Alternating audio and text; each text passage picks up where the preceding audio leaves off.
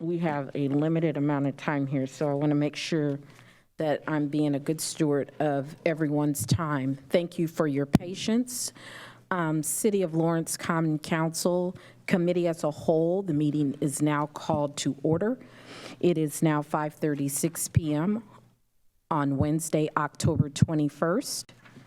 We have before us proposal number 12, 2020, electing to withdraw from the Marion County Stormwater Management District. We have a presentation by the City of Indianapolis that we're going to start with, and we do have Mr. Bosma joining via Zoom. He will also do a presentation, or at least respond or be available to ask questions as well. We do have a couple of folks who have reached out to us early in the week as citizens asking to come forward and make comment. And so we have a lot on this agenda. So please, I'm going to ask everyone that when you come forward, that you try to present the information in the most brief, succinct manner that you can, just so that we get an opportunity to hear everyone, okay? So let's start with Mr. Parker from the City of Indianapolis, Department of Public Works.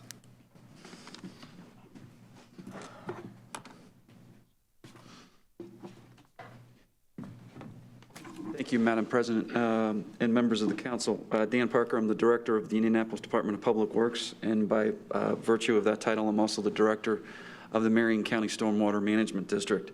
I do have a short PowerPoint presentation for you, and I'm going to be doing all of this backwards. So if you could, we're going to do a share screen. Oops, I clicked it too quickly. Put you down. That, share.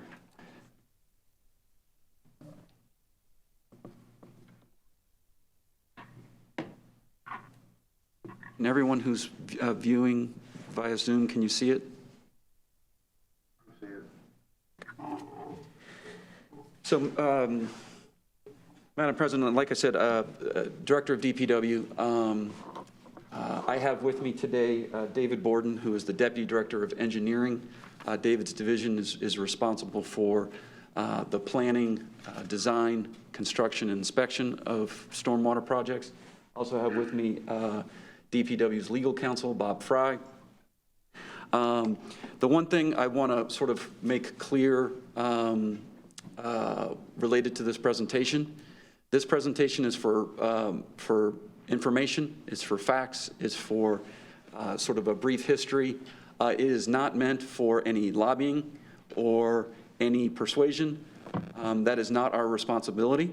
Our responsibility here is just to provide information and allow all of you to make an informed decision based on the proposal that you have in front of you. So if anybody asks us for our opinion, you're going to get an answer that says that is not our place to provide our opinion to you. That is for you to make up your own minds.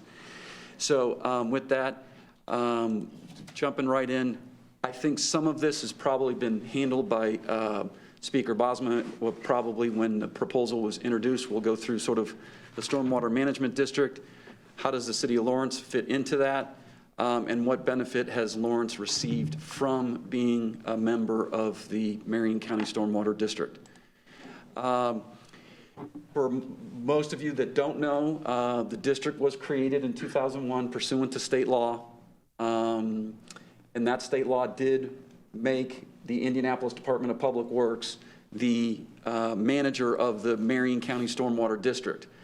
So we serve and operate the district. The Indianapolis-Marion County Board of Public Works serves as the board of directors. I am the chair of that board, and there's 3 members appointed by the mayor, 3 appointees appointed by the Indianapolis City County Council. A lot of this you probably already realize. It's a special taxing district, although the City County Council has never instituted a special benefits tax for that special taxing district. We've only ever assessed a user fee, which most taxable properties see on their property tax bill. In 2006, the legislature approved legislation that allowed excluded cities like yourselves to withdraw from the county stormwater management district, and that's the proposal you have in front of you. Really important, the district user fee is on all property in the district, taxable and non-taxable. And so we're going to go through the history of the user fee that's been assessed by the City County Council and most recently in 2015 when it was readjusted. As you can see, the user fee can be used for all the design, planning, regulation, all kinds of activities related to stormwater. It is a dedicated fund that is established. And then the third bullet point is probably the most important one as it relates to conversations related to Lawrence, is that user fees collected from properties in an excluded city shall be spent on stormwater management activities within that excluded city or activities that benefit the excluded city. And I'll get into what we have classified as projects and costs that benefit the city of Lawrence.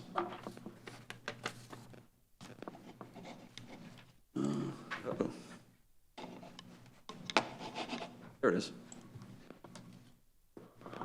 Sorry. Obviously, the administration sent us a notice that you were filing an ordinance to withdraw.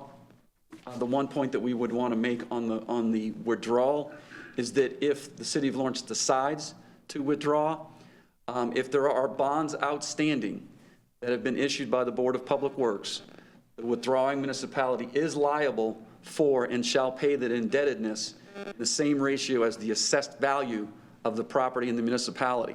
So we'll go through the outstanding bonds that are out for the Stormwater Management District and what that value would be for the city of Lawrence if you chose to withdraw.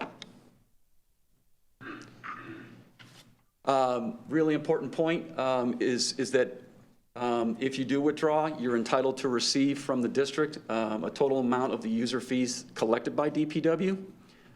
We probably will not have that figure in our hands until June when our CAFR is completed. But we do have numbers from 2019, and I will share those with you as we get into the presentation. And then once the payment is made, obviously you would have to create your own management dedicated fund to manage your own stormwater activities. When the legislation was created, this is part of the reason why it was a county-wide management district. As you can see, these are all the watersheds in Marion County. They're all interconnected. And I'm going to focus in squarely with the one that you really only care about, which is the next slide, which is the Lawrence Township watersheds. And as you can see, you have multiple watersheds here in the city of Lawrence boundaries. Just so that you know, when we start to look at projects and costs that the management district has taken on, we have reduced the benefit classification for projects that are in the near vicinity. Although we can make an argument that projects in the Pogues Run watershed benefit the city of Lawrence, projects that we've been doing in the Pogues Run watershed are far downstream from the city's boundaries. All of these watersheds are connected, and so it's obviously a much trickier watershed to deal with than some of the other excluded cities that have already withdrawn. So getting into sort of the timeline, and this is probably most of all of your frustration and maybe your constituents, is the long history of this management district since it was created. The blue bars on this graph represent the user fees that were collected from parcels in the city of Lawrence. This is not in our packet? Or is it? Yes. You, on this side. Oh, he just Yours has is it, on I the see. other side. There you go. I see, sorry. This is gonna kind of bring them in one at a time. The printed copy has them all at once. I just figured that out.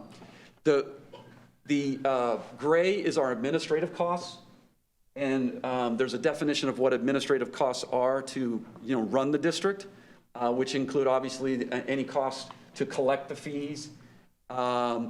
We have to pay the Marion County Treasurer to collect the fees. We have an outside vendor that collects fees from non-taxable properties. So there's all kinds of administrative costs. And then the sort of gold yellow bar is project costs that are projects that we have identified in the capital plan for the district going back to 2001. These are projects that have been done for the benefit of the city of Lawrence. So in 2001, the district was formed by the City County Council. The most interesting part of this first bar is that when it was first established, the City County Council only established the rate at 60% of what the recommended level was. So right from the get-go, the district did not actually have as much money as folks thought it needed to complete the capital projects on a go-forward basis. In 2003, the first dollars were spent on a project in the city of Lawrence. There was an inspection of the Indian Lake Dam. In 2004, a majority of the district work was suspended due to the fact that it just didn't have enough dollars to do capital projects. In 2005, the City County Council approved an increase in the user fee effective in 2006, and that's why you see the much larger figure going from 2005 to 2006. The blue line gets a little bit bigger. And then in 2006, so capital planning, design, construction resumed on a capital basis for the stormwater district. As we go forward, another project completed in 2009. Most of you are probably more familiar where that location is than I am, but that project was completed in 2009. Excuse me, can I ask a question? Sure. So from 2005 to 2009, no projects were completed. It was all planning and design.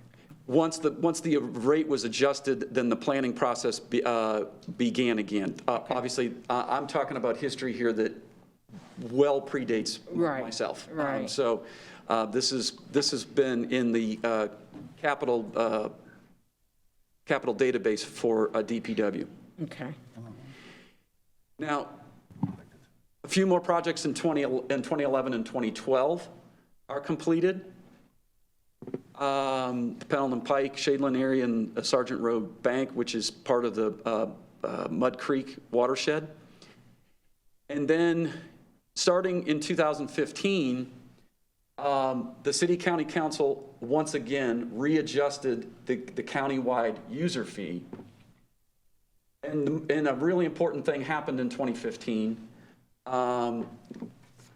Lawrence, working with the Ballard administration, the Ballard administration admitted that not enough projects had been completed in the city of Lawrence, and $7 million in project costs were identified as the shortfall that had not taken place since the creation of the district.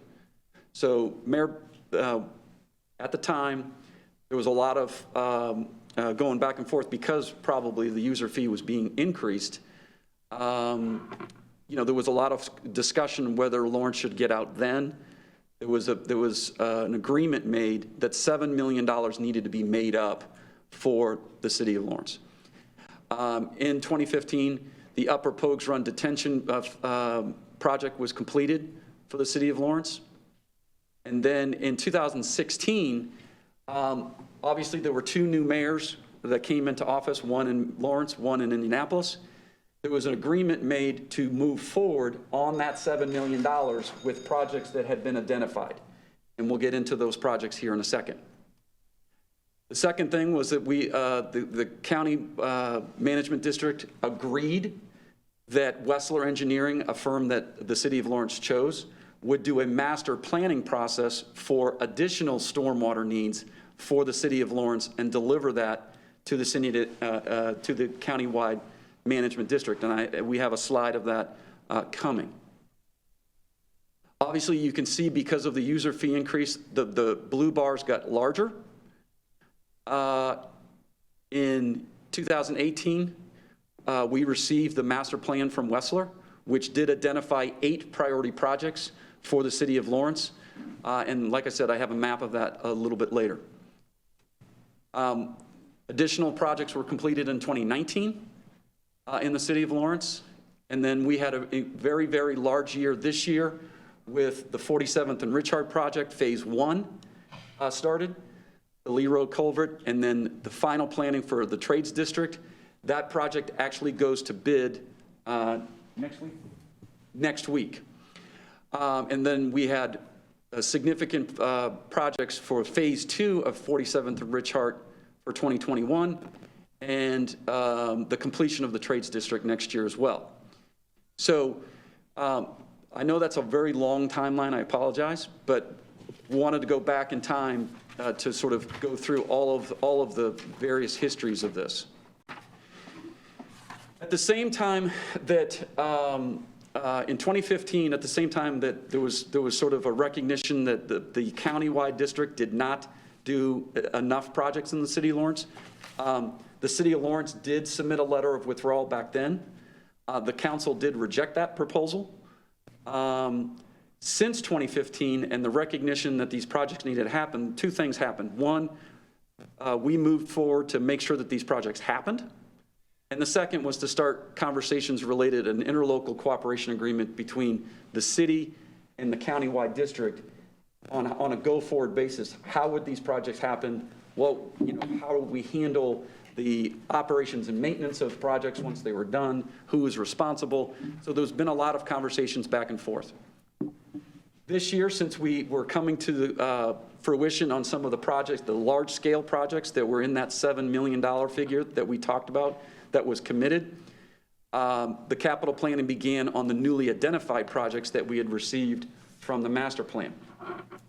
When we received a letter from the city of the intention to withdraw pending the vote of this council, we halted all additional planning for future projects.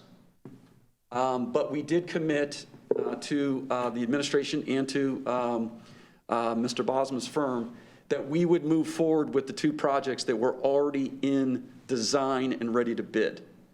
That so much money had already been spent, it wouldn't make sense for us to cancel those projects depending on whatever the council decides to do. So our commitment is that those 2 projects, the phase 2 of 47th and Richard and the Lawrence Trades District, will move forward and be completed and turned over regardless of what happens with this vote. So getting into the dollar figures, the pro rata share of outstanding debt bonds that have been taken out to get the stormwater management district jump-started since the 2015 adjustment of the user fee. This is based on the assessed value of all of the properties in Lawrence. Based on that, the pro rata share for Lawrence that would have to be paid back to the stormwater district, assuming that you withdraw, is $7.7 million. Now, that is something that would need to be negotiated pending the outcome of your vote. The second thing that we would ask for is that since the inception of the district, the city of Lawrence has not paid stormwater fees on their own municipal properties. And those properties have an unpaid stormwater fees of $503,000. So can I ask a question on the 7.7 million? Yes. So those outstanding debt services, regardless of what the outcome of this proposal is, that money's owed anyway, and those are debt services that we would pay regardless if we were to withdraw or not withdraw, correct? That's correct. Okay, all right. And the last debt service payment for those bonds is the year 2042. Okay. So with the total figure owed back to the county stormwater management district is about $8.2 million. So getting into reconciliation of where we are, given where we were in 2015 when there was a recognition that there was not enough projects done. Since the inception of the countywide management district, the user fees collected within the city of Lawrence equal $16.9 million. The pro rata share of costs of administration, collecting fees, doing all the public outreach, and et cetera, related to administering the district for the city of Lawrence equals, over that course of 18 years, $3.1 million. Pro rata share of debt service already paid is $3.5 million. The project dollars spent and committed by DPW for the city of Lawrence, going all the way back and including the projects that we have on the books, is $13.1 million. So the city of Lawrence, once we're completed, we've now gone from a situation where there was a, you were a net donor. You've actually, once we're completed, we'll move into a situation where you're a net benefactor. To get into those projects and what they cost, here they are. And as you can see, the most important point, I think, working together between the Collier administration and the Hogshead administration, since 2016, we've really been able to accelerate these projects that were committed to back in 2015. And that's really the most important point I wanted to make tonight, is that I can't make up for the history for the early years of this management district, but since 2016, when the two administrations worked together to agree on these projects, we have gotten the projects done, and, well, at least the ones through 2020 we've gotten done, and then we've got obviously 2 more projects to get done next year to equal those $13.1 million. As we look, this is the Wessler Engineering Stormwater Master Plan. It was a long process, public process that Wessler Engineering did, very reputable stormwater engineering firm located on the south side. They did a big process to look at all the problem areas in the city. They identified all of the points, STs, that you see are the priority projects. Those are projects that, using our formula for priority ranking, they are the highest ranked projects that could be done. These are the projects that we were starting in the process to look at for capital planning. So nothing now is being done on these. These would be just pending the outcome of this vote. If you withdraw, these projects would then become your responsibility, not the countywide district. Can you go back to the slide that shows the amounts of the projects that have been? This one? Yes. So there seems to be a discrepancy of a little over, well, roughly $4 million.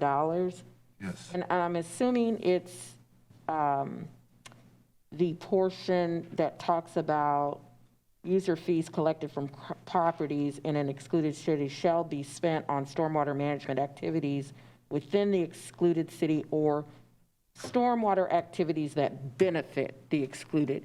So I'm assuming the $4 million difference is the projects that benefit but aren't necessarily in the city of Lawrence. Would that be correct?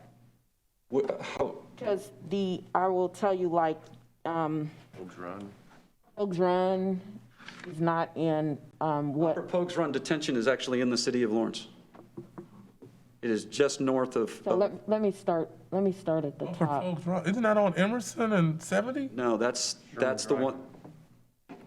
I have another slide presentation that was part of the Wessler Engineering that can show you where those projects were. Yeah, the only one that we have on Mr. Bosma's presentation was Pogues Run Detention Basin was part of. That's what the Upper Pogues Run Lawrence, and that's only 1.7. So Let me, He's got it 1.5 and 15. You've got it a little bit lower, that's okay. Yeah. Where else do you guys see the discrepancy? Because there's a $4 million discrepancy.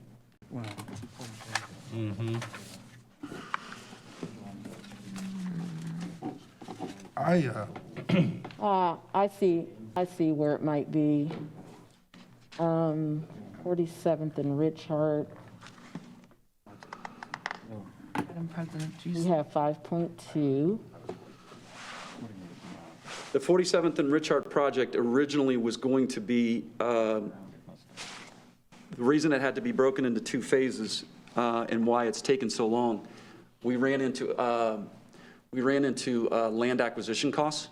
So it's, the cost of the project has gotten much greater. What we found out was that the land that the street was the land that the street was on, was it 47th or was it the actual section of Richard? One of the streets, there wasn't a property record that it was actually right of way, so we had to go back in and purchase property to do the project. So it looks like the 33% cost share, and there's a discrepancy on the Upper Pogues Run detention.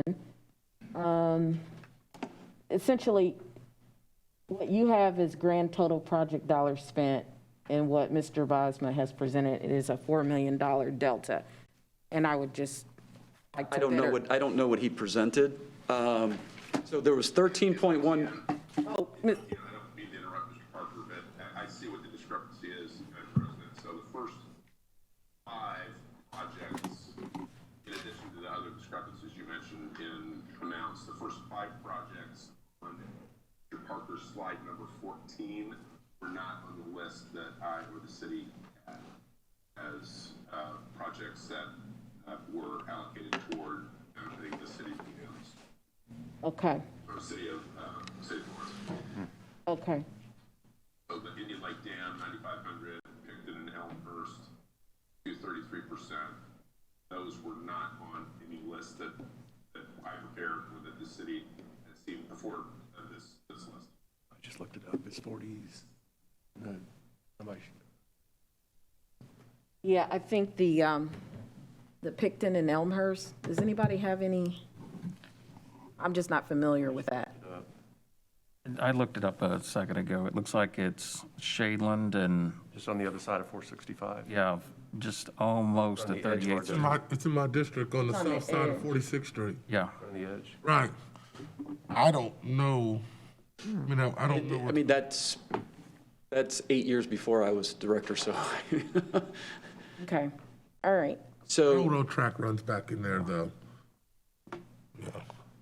And Scott, is Scott in Yeah, we had not. The Picton and Elmhurst drainage project, to the best of my knowledge, was probably in the early 2000s, I think. And completed. and I remember working with then city engineer Mark Randman at the time, and we looked at that. We obviously saw the plans, but that is one of those projects where, by and large, the primary benefit accrued to Indianapolis and not the city. Okay, It looks like that road butts right up to the railroad tracks, It does, yeah. right there on Shadeland. Yeah.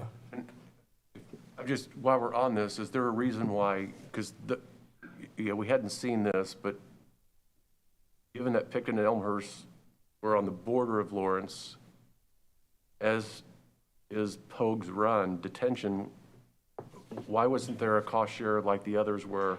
The majority of the benefit was Indianapolis, but not Lawrence, but The Upper Pogues Run detention is fully in the city of Lawrence. I can show you a picture of where that project is if I switch. right here, yeah, we'd like to see that, because City of Lawrence.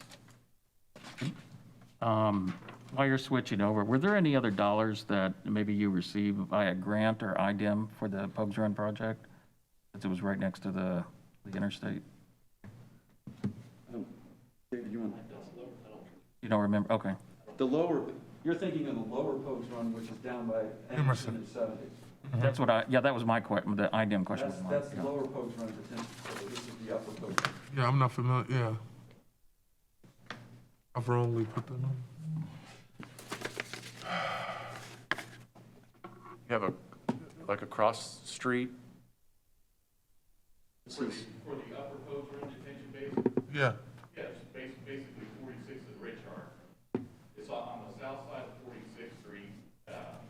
You know where the old park is back there, the Yeah. park? So it's basically right in there. And again, this is another area where, again, by and large, the impacts from that project, the benefits, happen downstream outside of Lawrence, not necessarily in Lawrence. We had some local flooding at the dead end apartment that was a result of that project, which was actually just completed in about a year ago. okay, I know what you mean. I know now. I see what you know.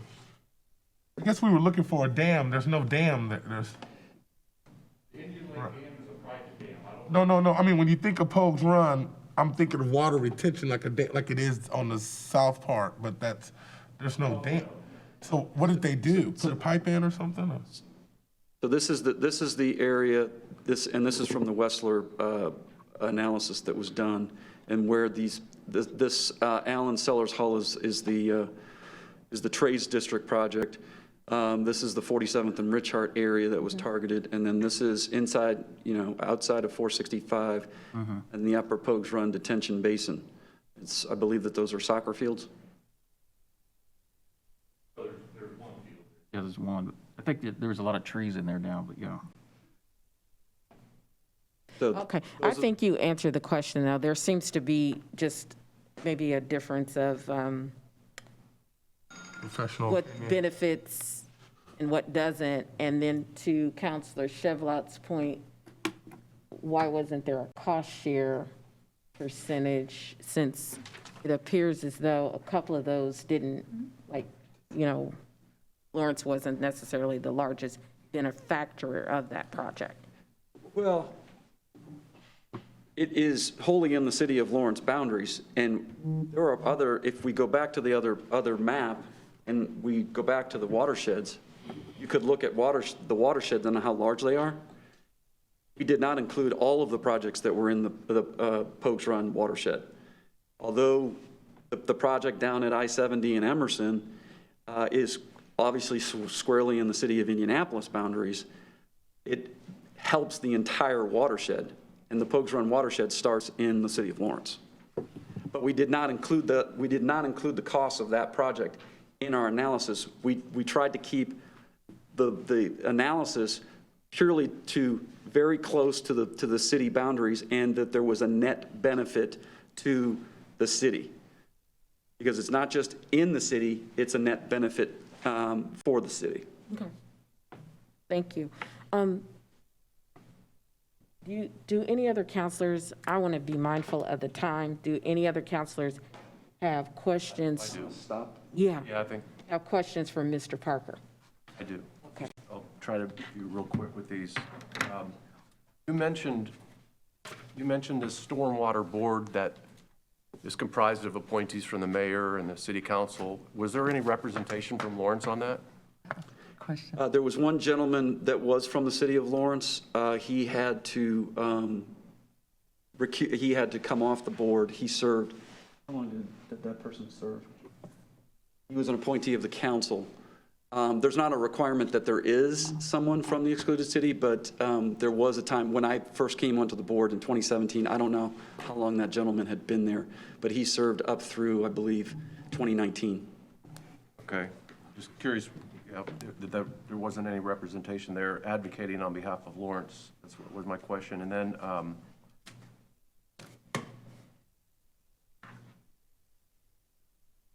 so yeah, I didn't get an answer to the question, but I think it's on a lot of our minds, is some of these projects have a 33% cost share, Inland Pike and Shadeland, Sergeant Road Bank. And it's just curious as to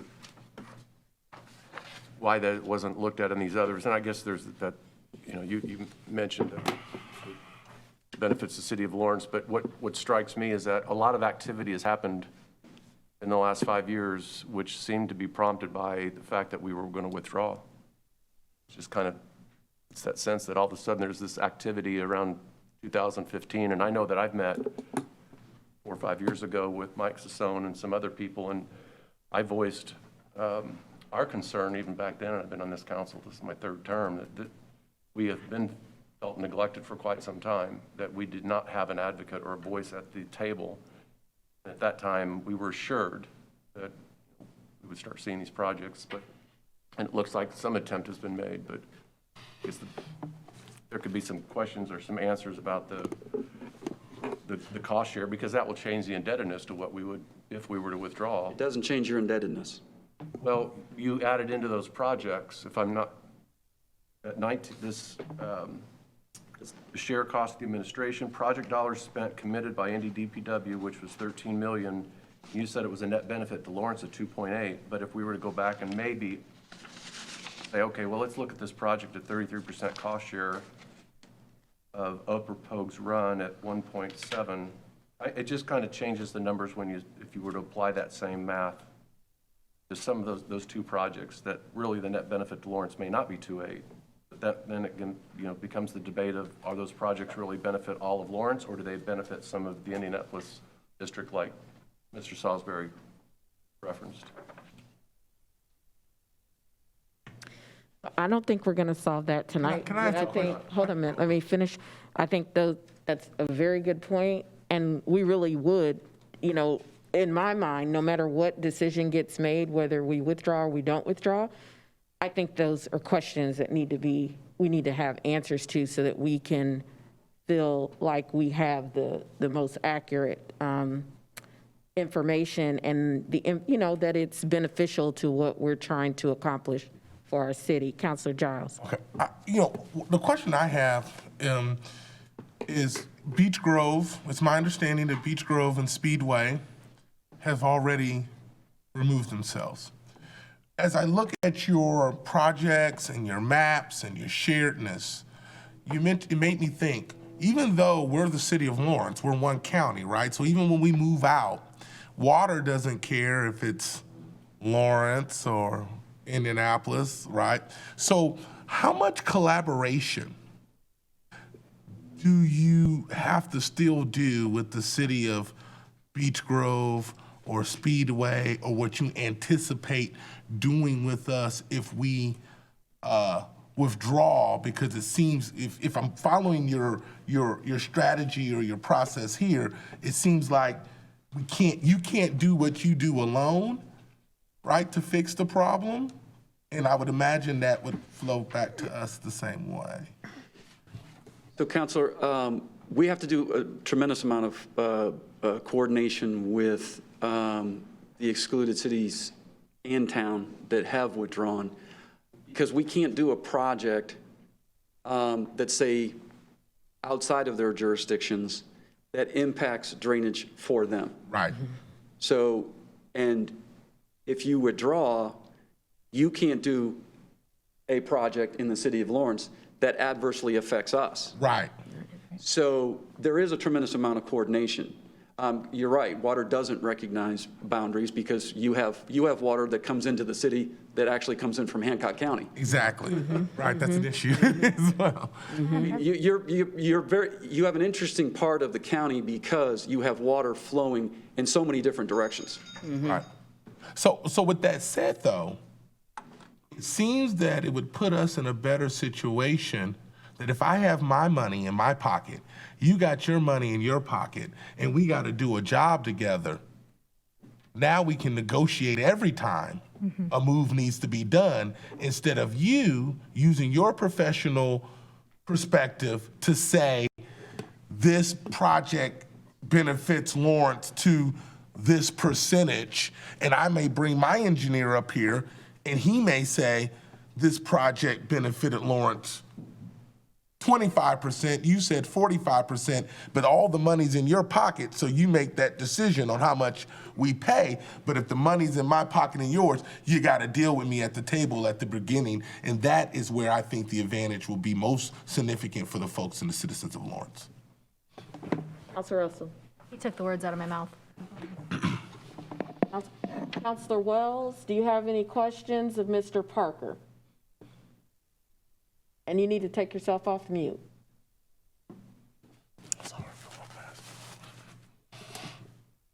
Good, can you hear me now? Yes. Great. So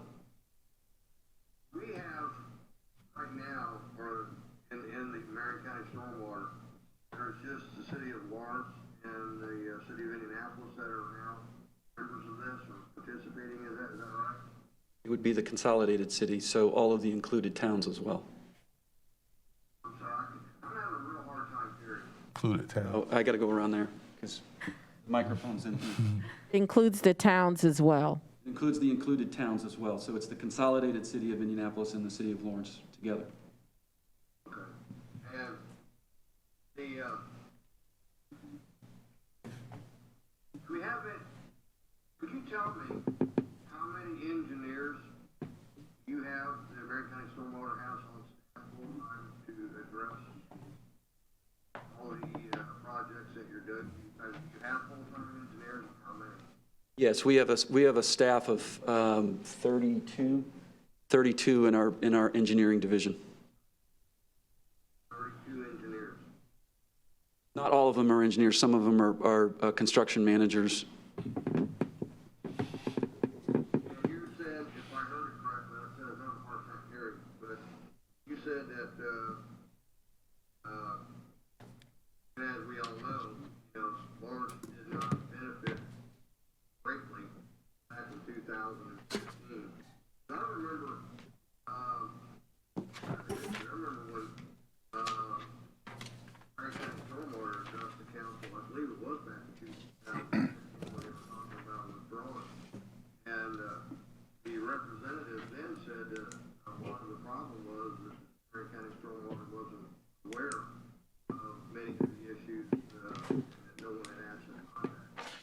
So, either or, and moving forward, the 47th and Richard is definitely in my district, and I would definitely like to see that finished, because the neighbors are very happy to see that something's being done for that.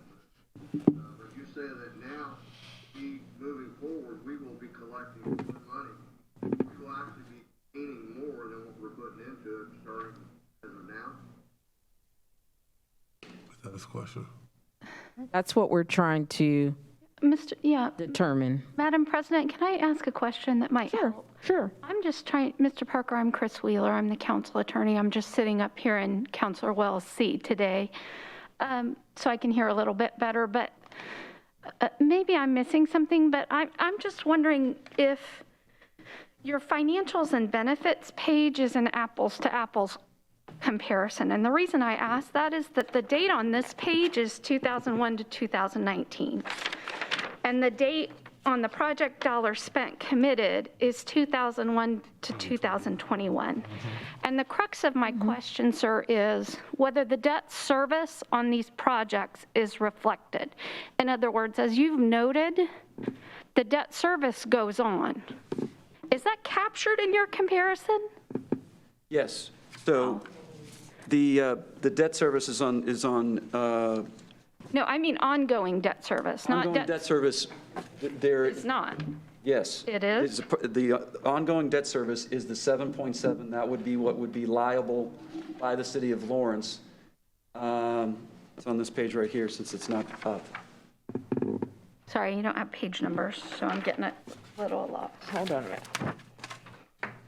So in terms of the project costs, this would be something that Mr. Bosma and Mr. Fry would probably work out. That actually isn't a part of the process if you decide to withdraw. The question is going to be the repayment of the debt, which is bound by state law, and the fact that there is unpaid stormwater fees already owed. Right, so the 8.2, yes, I see this calculation. Where is the 8.2 reflected in the financials and benefits page? 8.2 is what's owed for the, either by unpaid stormwater fees or debt service in the future. The 3.5 that you see on that page, that's debt service that's already been paid. That is my point, sir. So when you show a net benefit to Lawrence of $2.8 million, you're not taking into account that the city still owes $8.2 million in future debt service. Is that right? It's only 7.7 in future debt service. The other 500 is the unpaid stormwater fees. Gotcha. But what I said still remains true with your correction. Yeah, the 7.7 is for the future.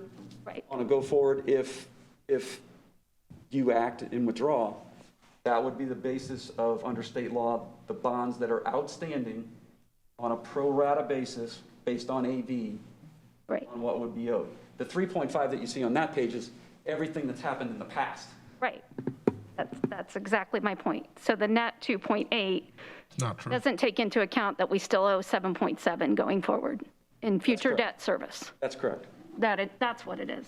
Okay, Be making That's cool. Thank you. crystal clear. Thank you. Madam President, can I ask one quick, Yes, let me get Counselor Rusamorov since she's on video, and then Counselor Denning has the floor.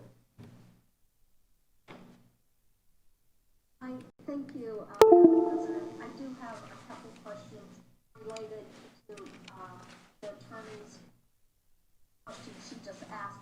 When we have to pay back those pro rata bond payments, that would be paid back in a lump sum or per opinion, or how is that going to occur?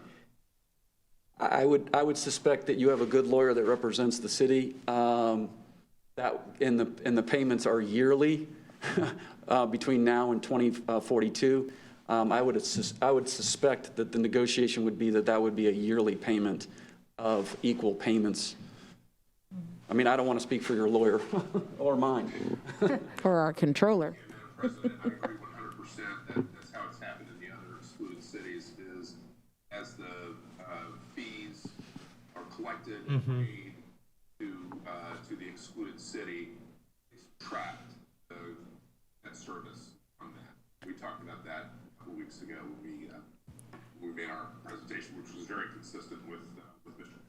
So in essence, it's the same repayment vehicle that we have in place today. Okay. I just wanted to make sure I understood that correctly. I thought that's how I read the information that you gave earlier. The other question I had was also related to the fact that a raindrop does not know political boundaries. So having said that, I'm wondering if there's been any benefit cost analysis done for those projects that occur throughout Marion County, that i.e. downstream, that actually do benefit the entire Marion County, including Lawrence, that are not specifically indicated as a beneficiary to Lawrence. Is there any kind of study that has been done, or how is that weighed, or how is that measured, or anything along those lines? We did not add in projects that were further downstream.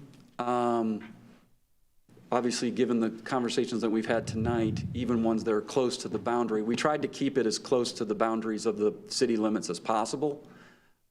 We could provide, if that's information that you would like, we could provide a larger map that shows other projects that are in those watersheds that touch the city of Lawrence, but they would be obviously further away from the city line. So you have priorities just like we do. And, you have a list of projects, and those projects are prioritized. You have a plan that you work towards.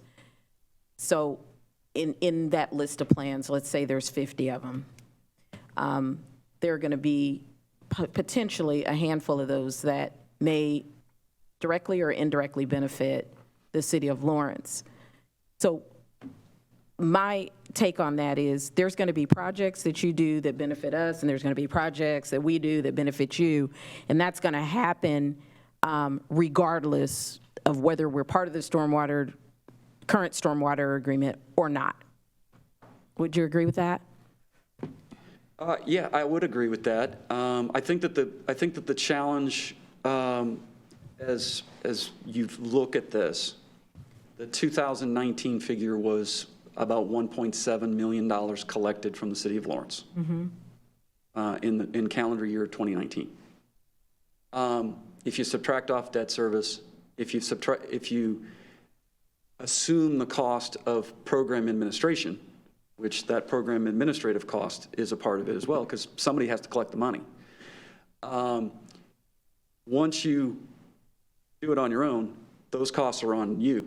They're no longer on the county management district. Right. So for our city engineer or our controller or whoever within the city has taken a close look at administrative cost, can you tell us where you think we stand on administrative cost if we were to withdraw? Go ahead, Sheree. You can approach. Thank you, Mr. Parker. I'm sure we'll call you back.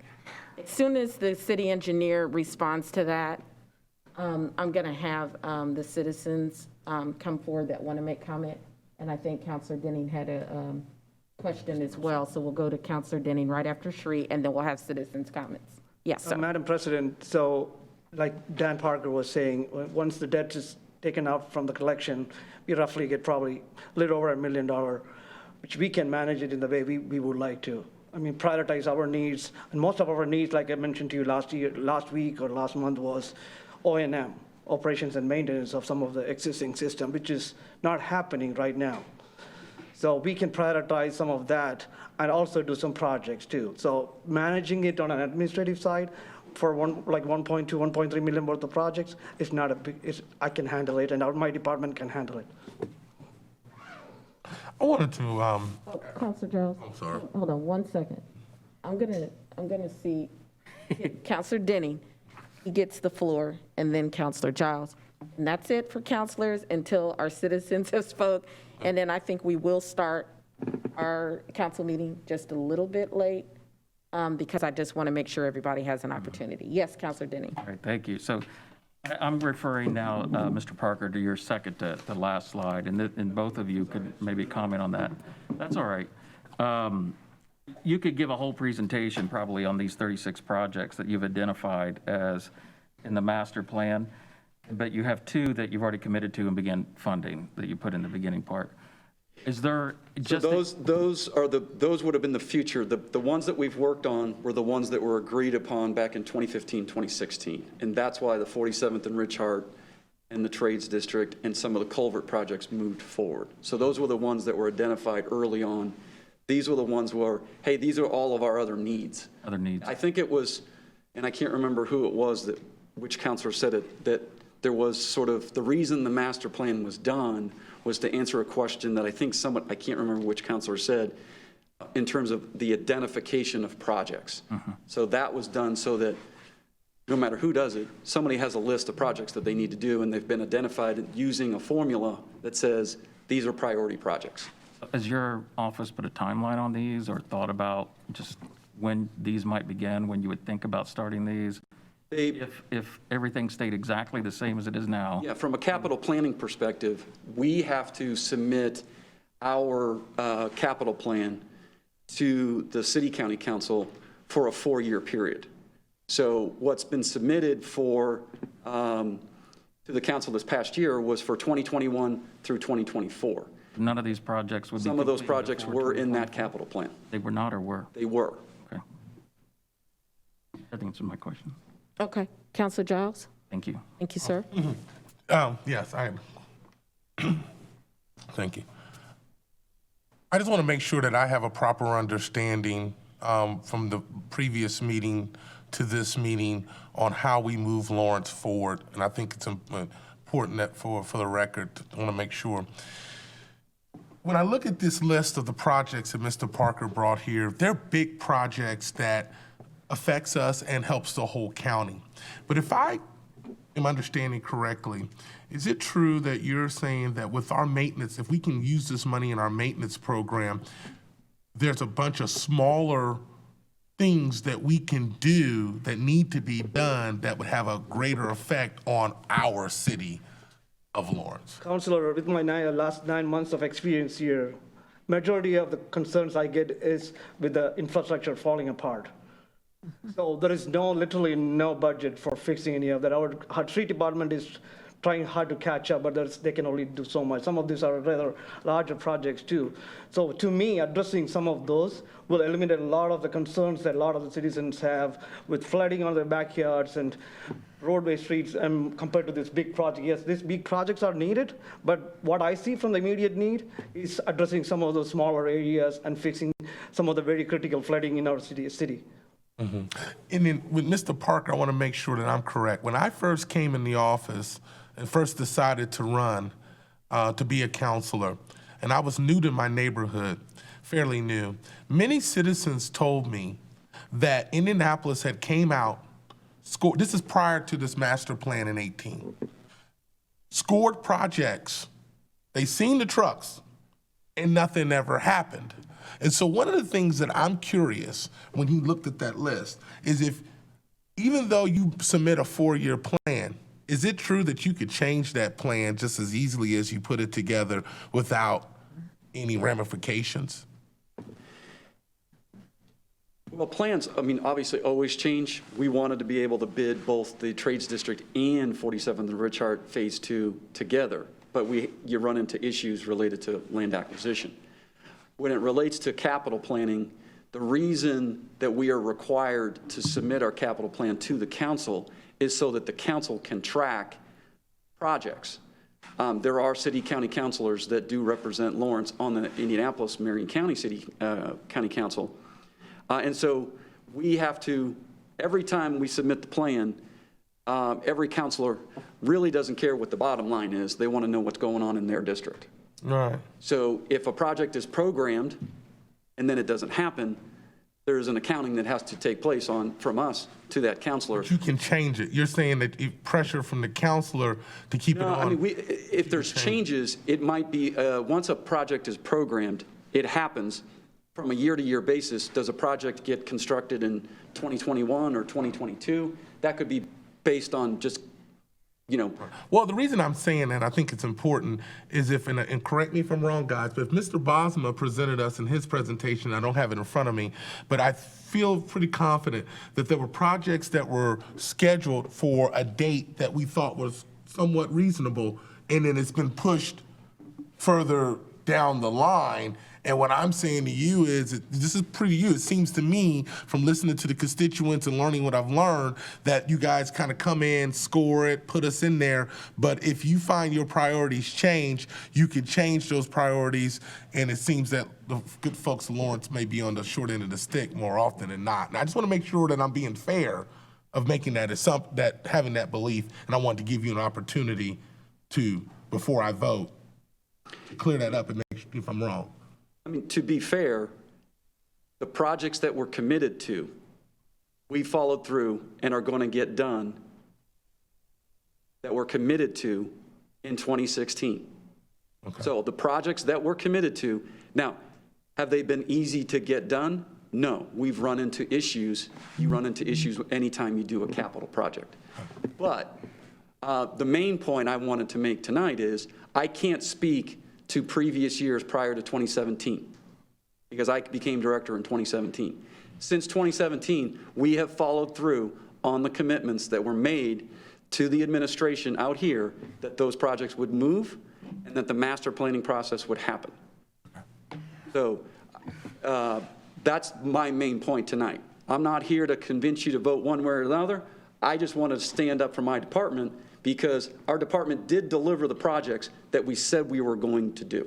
And Mr. Parker, we appreciate the last 3 years. We have definitely seen movement, apparently, like, if you just look at the timelines, like we have not seen in any other 3-year period. So we appreciate, we do appreciate that. I'm going to have the citizens come forward. I'm going to, whoever wants to speak, we may have already addressed everything that you already had on your mind. And if that's the case, you just let me know. But if not, if you're a citizen and you'd like to make comment, please come forward, state your name for the record and your address. Thank you. And you got a really big stack of papers. Okay. So thank you, sir. Thank you. All right. Robert Schlafer, 10423 Rainbow Lane. Okay, sir. You're correct. Many of the things that we needed to frame up have been framed up, and we appreciate Mr. Parker's presentation and showing us where we've come. Well, I have some of our residents here. Not everybody could make it. It was kind of last minute that we learned we could speak, okay? But we are ST2. we are priority 2 on the list. And as, you know, Councilor Giles mentioned, we're the ones that kind of keep getting ratcheted back, okay? Understand everything that's going on, okay, but that's the reality, okay? But I would like to mention that we appreciate Scott Salisbury and Jim Hennigan constantly doing maintenance work in our area. They have strived to take a poor infrastructure as it's defined in the master plan and do their best with it, okay? And we've seen that action, okay? But of course, that still doesn't fix the underlying infrastructure issue that's identified in the master plan we've been talking about, okay? And I've spoken with Mo McReynolds, Mayor Hockstedt's neighborhood advocate. She recommended planting trees. I was explaining that we've had dozens of trees cut down because they're so waterlogged they die on us, okay? Had a conversation with her, Mr. Ben Easley, the DPW communication director, told me in July of 2019, the first round of projects assumed from the Lawrence Master Plan are expected to be in construction in 2022, which would mean we'd be planning in 2021, constructing in 2022. That was in July of last year, okay? Sri, I appreciate his acknowledgement that the project is in here, but it indicated that it wasn't in the pipeline for the next 2 years. So in July of 19, we're being told it's going to be done. We understand now some of the dynamics that are going on. And so I appreciate everything the city and the people that I've worked with are doing on behalf of our people, okay? But here's what's not changed, okay? What's not changed is our flooded basements and our flooded crawl spaces. What's not changed is our sump pumps continue to recirculate water that has no place to go downstream and continue to run right back into our basements and have to be recirculated. The standing water in the culverts continues to be a mosquito issue and a health issue, despite the mosquito patrol from the county that comes out and puts the mineral oil in the culverts, okay? Mature trees continue to die, and we continue to cut them down. Roads are impassable during large rain events, okay? So tonight, we're seeking the city's commitment to implement project number 2, okay, which is within the 8, which we've been told multiple times is going to happen, and we understand the dynamics now. But we're asking that project 2 is included in the consideration of proposal 12, 2020. So thank you for the opportunity. Try to be brief. We appreciate the work you're doing, and we look forward to setting the priority on project 2 and seeing it through to completion. Thank you very much. Thank you for your time, sir. Any other citizens want to make comment?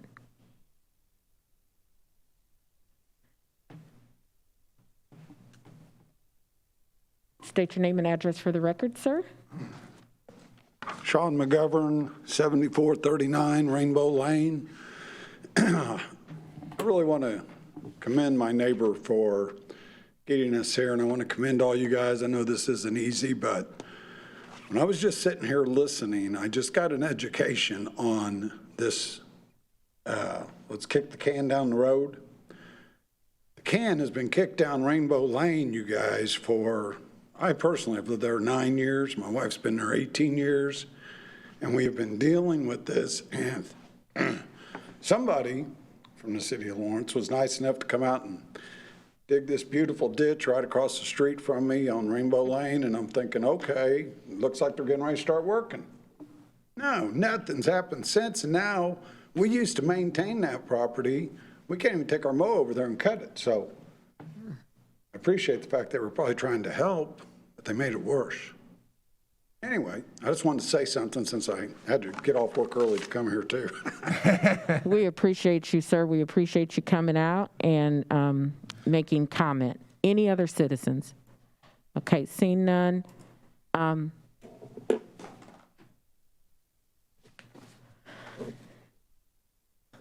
We're going to take just a real brief, and when I say brief, I mean 2-minute recess here, and then we're going to come back and we're going to start our council meeting right at 6:45 sharp.